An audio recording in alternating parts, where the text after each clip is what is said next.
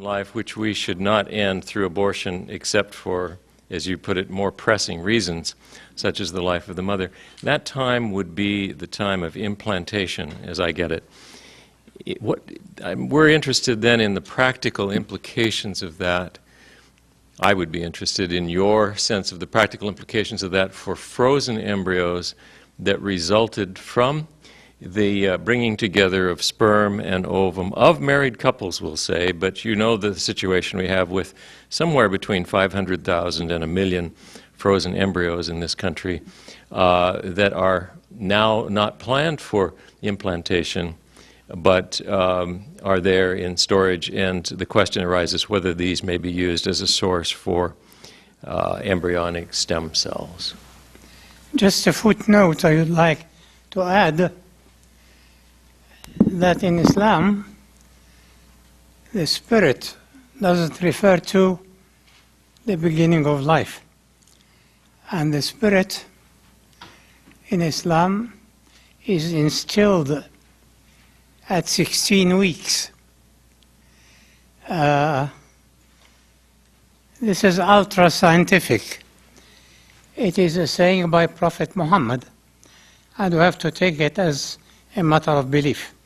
As to the extra eggs, if they can be re-implanted, they should be implanted in their natural mothers, if the father is alive.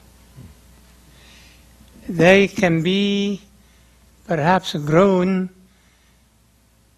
to harvest stem cells out of them. And in any way, we know that they are perishable. After some time, they undergo mutations, and eventually they'll die. That's it. What would happen? Let's suppose that the married couple that originally produced the sperm and ovum that led to the embryo, and now have those embryos frozen. Now they divorce, and they're no longer husband and wife. Maybe they even remarry. May they now agree to have those embryos made available for research? Offhand, I say yes. Okay. Let me move to a different question here. Two people have written similar questions. In the unfortunate event of rape of a woman, and the woman, should she conceive a child, would this infringe on the marriage contract? And a related question, what is the Islamic position regarding abortion in the case of rape? In the conference I referred to, there were two views. One with abortion, one against. What I personally think is that a living human being has the right to live.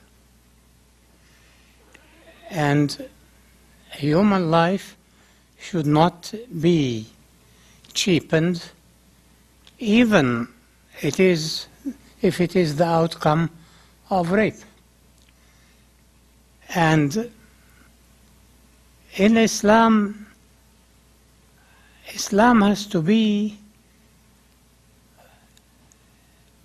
put into practice by a society, not by an individual. And I do believe that any community that can afford a zoo or a marine land can afford to have an institution for those babies. So don't burden the mother with the baby, but don't kill the baby, who is probably the only innocent party of the equation.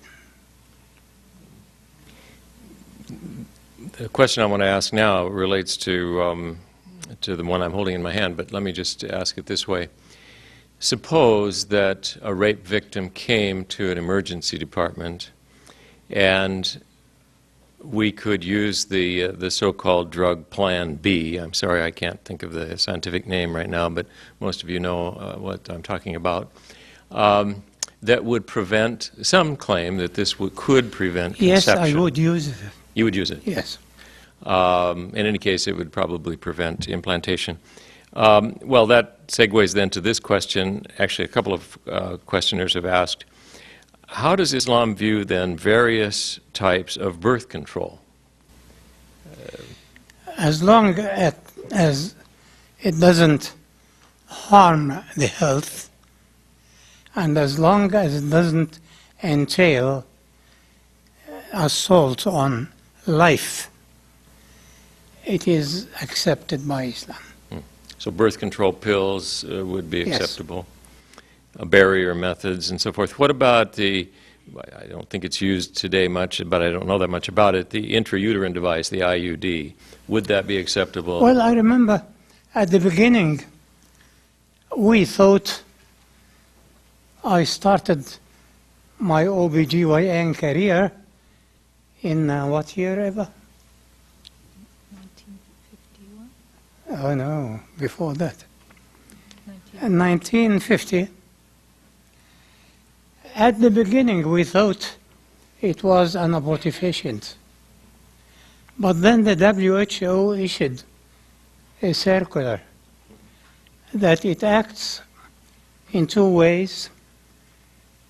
Its copper content is spermicidal, and there is a progesterone content in it that makes the cervical mucus too thick to be penetrated by the sperms.